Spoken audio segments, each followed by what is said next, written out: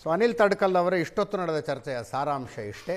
D K Shivakumar ಅವರ ಎದುರಿಗೆ administratively politically ತುಂಬ ದೊಡ್ಡ ಚಾಲೆಂಜ್ಗಳಿದ್ದಾವೆ. ಅದು ಇರೋದೇ ಅಜಿತ್. ಈಗ ಇಷ್ಟು ವರ್ಷಗಳ ಅವರ ರಾಜಕೀಯ ಅನುಭವಕ್ಕೆ ಸವಾಲೊಡ್ಡುವಂಥ ಚಾಲೆಂಜ್ಗಳಿದ್ದಾವೆ. ಇಲ್ಲ ಅಂತ ನಾವು ಹೇಳೋದೇ ಇಲ್ಲ. ಆ ಥರದ ಸವಾಲುಗಳನ್ನ ನಾವು ಮುಖ್ಯಮಂತ್ರಿಗಳು, ನಮ್ಮ ಮಾಜಿ ಅಧ್ಯಕ್ಷರು ಭಾಳಷ್ಟು ಎದುರಿಸಿದ್ದಾರೆ.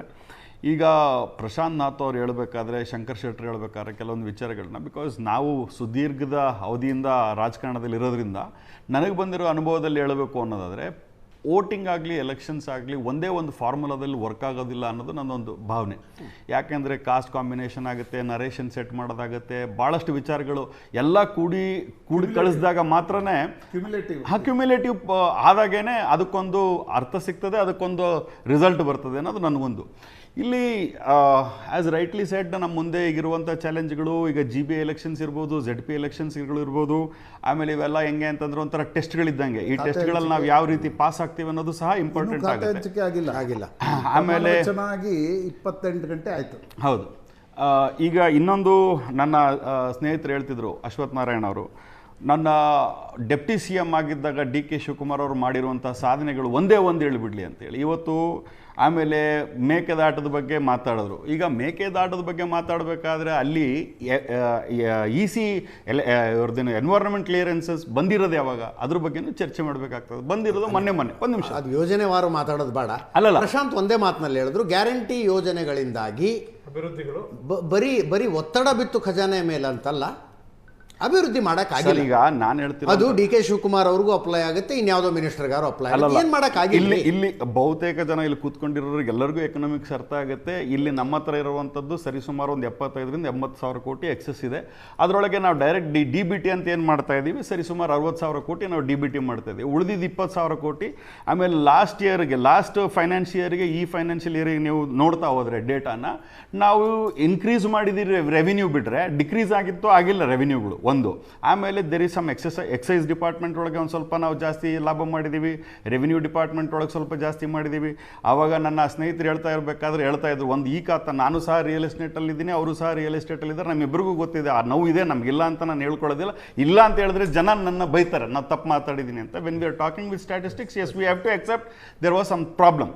ಆದರೆ ಈ ಪ್ರಾಬ್ಲಮ್ ಎಲ್ಲಿಂದ ಬಂತು, ಯಾಕೆ ಬಂತು ಅನ್ನೋದು ಸಹ ನಾವು ಇವತ್ತು, ಈಗ ನಮ್ಮ ನೆರೆ ರಾಜ್ಯ ಇದೆ ತೆಲಂಗಾಣ, ನೆರೆ ರಾಜ್ಯಗಳಲ್ಲಿ ಅಲ್ಲ ಸರ್ ಒಂದು ನಿಮಿಷ ಕಾನ್ಕ್ಲೇವ್ ಒಂದು ಕ್ವಿಕ್ ಆಗಿ ಹೇಳಿ ಮುಗಿಸ್ಬಿಡ್ತೀನಿ. ತೆಲಂಗಾಣದಲ್ಲಿ ಸೆಂಟ್ರಲೈಸ್ ಜಾಸ್ತಿ ಬಂದಿದೆ, ಎಕ್ಸೈಸ್ ನಲ್ಲಿ ಜಾಸ್ತಿ ಬಂದಿದೆ. ಅಲ್ಲ ಅದನ್ನ ಅಲ್ಲಿ ಕಲೆಕ್ಷನ್ ಬೇಸ್ ಜಾಸ್ತಿ ಮಾಡಿ ಆದಾಯ ಜಾಸ್ತಿ ತಗೊಂಡ್ರೆ ಮೆಚ್ಚಬಹುದ್ರಿ. ಹೌದು, ಬೇಸ್ ಜಾಸ್ತಿ ಆಗಿಲ್ಲ, ಪರ್ ಪರ್ಸನ್ ಮೇಲೆ ಬರ್ಡನ್ ಜಾಸ್ತಿ ಆಗಿದೆ ಅಂತ. ಪರ್ ಪರ್ಸನ್ ಮೇಲೆ ಬರ್ಡನ್ ಜಾಸ್ತಿ ಮಾಡಿದ್ರೆ ಅಂತ ಅರ್ಥ. ಅಲ್ಲಿಗೆ ಬರ್ತೀನಿ. ಇಲ್ಲಿ ತಾವು ಹೇಳಿರೋದು ಸತ್ಯ ಇದೆ, ಅದರಲ್ಲಿ ಎರಡು ಮಾತಿಲ್ಲ. ರೆವಿನ್ಯೂನ ಜಾಸ್ತಿ ಮಾಡಿ ಆದಾಯವನ್ನ ಜಾಸ್ತಿ ಮಾಡಿದ್ರೆ ತಪ್ಪಿಲ್ಲ ಅಂತ ಹೇಳ್ತಾ ಇದ್ರೆ ಅದನ್ನ ಒಪ್ಕೊಳ್ತೀನಿ, ಇಲ್ಲ ಅಂತ ಹೇಳ್ತಾ ಇಲ್ಲ. ಈಗ ನಮ್ಮ ರಾಜ್ಯ ಅಂತಲ್ಲ, ಇಡೀ ದೇಶದಲ್ಲಿ ನಮ್ಮ ಹತ್ರ ತೆರಿಗೆ GST ಬಿಟ್ರೆ ಬೇರೆ ಏನಿದೆ? There is no other taxes apart from, ಅಂದ್ರೆ largely 90% of the taxes goes. ಒಂದು ನಿಮಿಷ ಬರೋದೆಲ್ಲಿಂದ? GST ಇಂದ. ನಮಗೆ ಇನ್ನೊಂದು 7-8% ಸೆಸ್ಗಳಾಗಿರ್ಬೋದು, ಇಲ್ಲ ಲೋಕಲ್ ರೆವಿನ್ಯೂ ಆಗಿರ್ಬೋದು, ಇಲ್ಲಾಂದ್ರೆ ಎಕ್ಸೈಸ್ ಡಿಪಾರ್ಟ್ಮೆಂಟ್ ಸ್ವಲ್ಪ ಬರುತ್ತೆ. ಆದರೆ ಇಲ್ಲಿರುವಂಥದ್ದೇನು, ನೀವು ಸಡನ್ ಆಗಿ ಏನಂತೀರಿ, GSTನ ಕಮ್ಮಿ ಮಾಡಿಬಿಡ್ತೀರಿ, ಆಟೋಮೆಟಿಕ್ ಆಗಿ ನಮಗೆ ರೆವಿನ್ಯೂ ಕಮ್ಮಿ ಆಗಿಬಿಡುತ್ತೆ. ರೆವಿನ್ಯೂ ನಾವೇನು GST ಇಂದ ಬರಬೇಕಾಗಿದ್ದ ಮೊತ್ತ ನಮಗೆ ಟೈಮ್ ಸರಿಯಾಗಿ ಕೊಡಲ್ಲ, ಅದ್ರದ್ದು ಇಂಟ್ರೆಸ್ಟ್ ಕೊಡಲ್ಲ, ಸೆಸ್ಸು ಕೊಡಲ್ಲ. ಒಪ್ಪಬಹುದಾದ ವಾದ ಮಾಡಿ.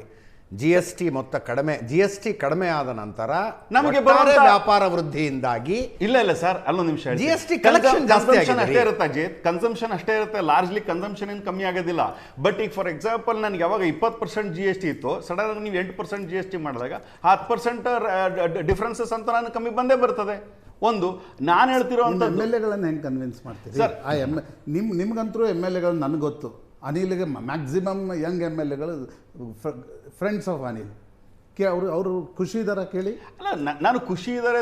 ಹೋದ್ಮೇಲೆ ನಿಮ್ಗೆ ಸುಮ್ಮನೆ ಇರ್ತಾರ ಅವರು, ಸುವರ್ಣ ನ್ಯೂಸಲ್ಲಿ ಹಿಂಗೆಲ್ಲ ಮಾತಾಡಿದ್ರೆ ದುಃಖ ಸತ್ಯ ಹೇಳ್ಬರ್ಬೇಕಾಗಿತ್ತು ಅಂತ ಹೇಳೋದಿಲ್ವಾ?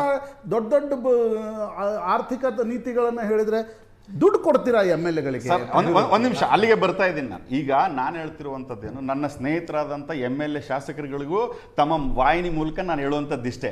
ನಾವು 2-2 ಸಾವಿರ ಏನು ದುಡ್ಡು ಹಾಕ್ತಿದ್ದೀವಿ, it is nothing but basically directly benefiting their voters. ಅವ್ರನ್ನ ಕನ್ವಿನ್ಸ್ ಮಾಡಬೇಕು. ಅದ್ರ ಜೊತೆಗೆ ಬಹಳಷ್ಟು ಬೇರೆ ಬೇರೆ ಡಿಪಾರ್ಟ್ಮೆಂಟ್ ಇಂದ ದುಡ್ಡು ಸಹ ಅವ್ರಿಗೆ ಹೋಗ್ತಾ ಇದೆ. ಈಗ ಫಾರ್ ಎಕ್ಸಾಂಪಲ್ ನಾನು ಕೋಟೆದೇ ಮಾತಾಡ್ತೀನಿ, 1771 ಕೋಟಿ ರೂಪಾಯಿ ತೊಗೊಂಡೋಗಿದ್ದಾರೆ ಅವರು. ಈಗ ಫಾರ್ ಎಕ್ಸಾಂಪಲ್ ನಾನು ಗುಂಡ್ಲುಪೇಟೆ ಹೇಳ್ತೀನಿ, 1200 ಕೋಟಿ ತೊಗೊಂಡೋಗಿದ್ದಾರೆ ಅವರು. ನಿಮಗೆ ಬೇರೆ ಯಾವ ತಾಲೂಕುಗಳು ಬೇಕು ಹೇಳಿ, ನಾನು ಕೊಡ್ತೀನಿ ನಿಮಗೆ ಡೇಟಾ. ಸೊ ಬಟ್ ಏನಾಗ್ತಾ ಇತ್ತು, ಮುಂಚೆ 2,500 ಕೋಟಿ ಸಿಗ್ತಾ ಇತ್ತು, 3,000 ಕೋಟಿ ಸಿಗ್ತಾ ಇತ್ತು. ಈಗ ಸರಿಸುಮಾರು ಒಂದು 30% 40% ಕಮ್ಮಿ ಆಗಿದೆ, ಒಪ್ಕೊಳ್ಳೋಣ, ಅದ್ರಲ್ಲಿ ಏನು ತಪ್ಪಿಲ್ಲ. But at the same time ನಾವು ಅದು you should look at the other side of the story also ಅಲ್ಲ. 2,000 ರೂಪಾಯಿ ಡೈರೆಕ್ಟ್ ಆಗಿ ಒಂದು ಮನೆಗೆ ಹೋಗ್ತಾ ಇದೆ ಅಂತಂದಾಗ the people of that voters are also convinced. ಇಲ್ಲಿ ಇನ್ನೊಂದು ಮಾತಾಡ್ತಾ ಇರ್ಬೇಕಾದ್ರೆ ಹೇಳಿದ್ರು, ಈಗ DPR ಯಾವುದು ನಮ್ಮ ಇದು ಮೇಕೆದಾಟದು DPR ಆಗಿದ್ದು 2018-19 ಆಗಿತ್ತು. ಅವತ್ತಿನ ರೇಟು ಇವತ್ತಿನ ರೇಟಿಗೆ ಕಾಂಟ್ರಾಕ್ಟ್ಗಳು ಬರೋದಿಲ್ಲ sir. We should talk on practical points ಅಲ್ಲ. ಈಗ 2018ರಲ್ಲಿ ಸ್ಟೀಲ್ ರೇಟ್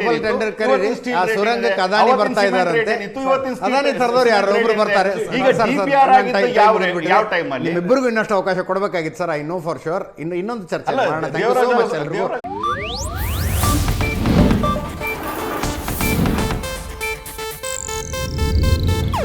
ಇದು ಏಷ್ಯಾನೆಟ್ ನ್ಯೂಸ್ ನೆಟ್ವರ್ಕ್ ಪ್ರಸ್ತುತಿ.